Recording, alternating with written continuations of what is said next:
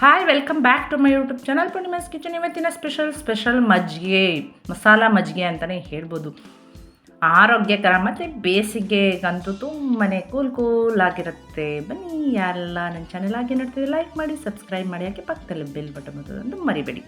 ಅದಕ್ಕೆ ಬೇಕಾಗಿರುವ ಇಂಗ್ರೀಡಿಯೆಂಟ್ಸ್ 2 ಸ್ಪೂನಷ್ಟು ಜೀರಿಗೆ, ಒಂದು 5-6 ಗರಿಯಷ್ಟು ಕರಿಬೇವು ಸೊಪ್ಪು, 1-2 ಹಸಿಮೆಣಸಿನ್ಕಾಯಿ ಆಪ್ಷನಲ್ಲು, ಮತ್ತು ಶುಂಠಿ ಒಂದು 3 ಇಂಚು, ಕೊತ್ತಂಬರಿ ಸೊಪ್ಪು, ಸ್ವಲ್ಪ ಇಂಗು, ಉಪ್ಪನ್ನ ತಗೊಳ್ಳೋಣ. ಈ ಥರ ಪೇಸ್ಟ್ ಮಾಡಿ ಇಟ್ಕೊಂಡ್ರೆ ನಿಮಗೆ ಯಾವಾಗ ಬೇಕೋ ಅದನ್ನು ಮಿಕ್ಸ್ ಮಾಡ್ಕೋಬೋದು. ಫ್ರಿಜ್ಜಲ್ಲಿ ಇಟ್ಕೊಂಡ್ರೆ ಒಂದು ಮಿಕ್ಸಿ ಜಾರಿಗೆ ಕೊತ್ತಂಬರಿ ಸೊಪ್ಪು, ಜೀರಿಗೆ ಎಲ್ಲ ಇಂಗ್ರೀಡಿಯೆಂಟ್ಸ್ನು ಹಾಕಿ, ಶುಂಠಿ, ಇದಕ್ಕೆ ಬೆಳ್ಳುಳ್ಳಿ ಬೇಡ, ಬೆಳ್ಳುಳ್ಳಿ ಹಾಕಿದ್ರೆ ಸ್ವಲ್ಪ ಸ್ಮೆಲ್ ಬರುತ್ತೆ, ಚೆನ್ನಾಗಿರಲ್ಲ. ನಾನು ಹೇಳಿದ್ರೆ ಹಸಿಮೆಣಸಿಗೆ ಆಪ್ಷನಲ್ಲು, ಬೇಕಿದ್ರೆ ಹಾಕ್ಕೋಬೋದು.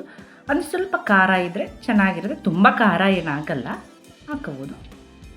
ನೋಡಿ, ಹಿಂಗಾಕಿ ಉಪ್ಪು ಹಾಕಿ ನುಣ್ಣಿಗೆ ಪೇಸ್ಟ್ ಮಾಡಿ ಇಟ್ಕೊಂಡ್ರೆ ಸಾಕು. ಇದನ್ನು ಸ್ಟೋರ್ ಮಾಡಿ ಇಟ್ಕೊಳ್ಳಿ ಫ್ರಿಜ್ಜಲ್ಲಿ. ನಿಮಗೆ ಬೇಕಾದಾಗ ಮಜ್ಜಿಗೆಗೆ ಮಿಕ್ಸ್ ಮಾಡ್ಕೊಂಡು ಕುಡಿಬೋದು.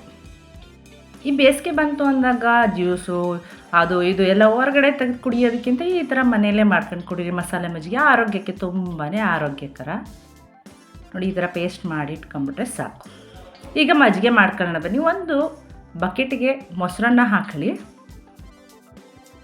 ನಿಮಗೆ ಎಷ್ಟು ಬೇಕೋ ಅಷ್ಟು ಮೊಸರನ್ನ ಹಾಕೊಳ್ಳಿ. ಚೆನ್ನಾಗಿ ಬೀಟರಲ್ಲಿ ಬೀಟ್ ಮಾಡ್ಕೊಂಡ್ರೆ ಸಾಕು.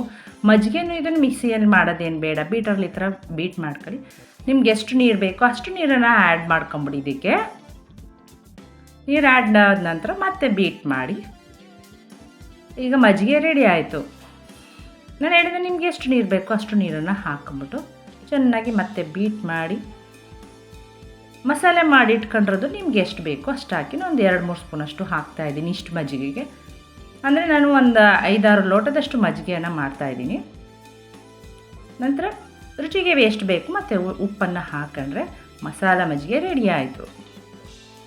ಹೇಳಿದ್ನಲ್ಲ, ಈ ಬೇಸಿಗೆಗೆ ಏನಪ್ಪ ಕುಡಿಯೋದು, ಎಷ್ಟು ನೀರು ಕುಡಿದ್ರೂ ಸಾಕಾಗಲ್ಲ ಅಂದಾಗ ಈ ಥರ ಮಧ್ಯಾಹ್ನ ಟೈಮ್ ಮಸಾಲೆ ಮಜ್ಜಿಗೆ ಮಾಡ್ಕೊಂಡು ಕುಡಿಯೋದು ತುಂಬಾ ಟೇಸ್ಟಿಯಾಗಿರುತ್ತೆ. ಆಮೇಲೆ ಹೆಲ್ತಿ ಕೂಡ.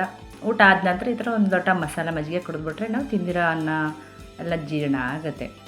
ನೋಡಿ, ರುಚಿಯಾದ ಬೇಸಿಗೆಯ ತಂಪಿಗೆ ಮಸಾಲ ಮಜ್ಜಿಗೆ ರೆಡಿ ಆಯಿತು. ಈಗ ಲೋಟಕ್ಕೆ ಹಾಕಿ ಸರ್ವ್ ಮಾಡ್ಕೊಳ್ಳೋದು ಅಷ್ಟೇ.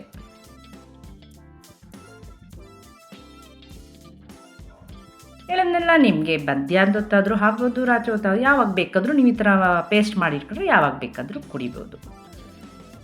ರುಚಿಯಾದ ಬೇಸಿಗೆಯ ತಂಪಿಗೆ ಮಸಾಲ ಮಜ್ಜಿಗೆ ರೆಡಿ ಆಯಿತು. ಯಾರಿಗೆಲ್ಲ ವಿಡಿಯೋ ಇಷ್ಟ ಆಯಿತು ಲೈಕ್ ಮಾಡಿ, ಶೇರ್ ಮಾಡಿ, ಸಬ್ಸ್ಕ್ರೈಬ್ ಆಗಿ, ಪಕ್ಕದಲ್ಲಿರೋ ಬೆಲ್ ಬಟನ್ ಬರುತ್ತೆ ಮರಿಬೇಡಿ. Okay, bye, thanks for watching.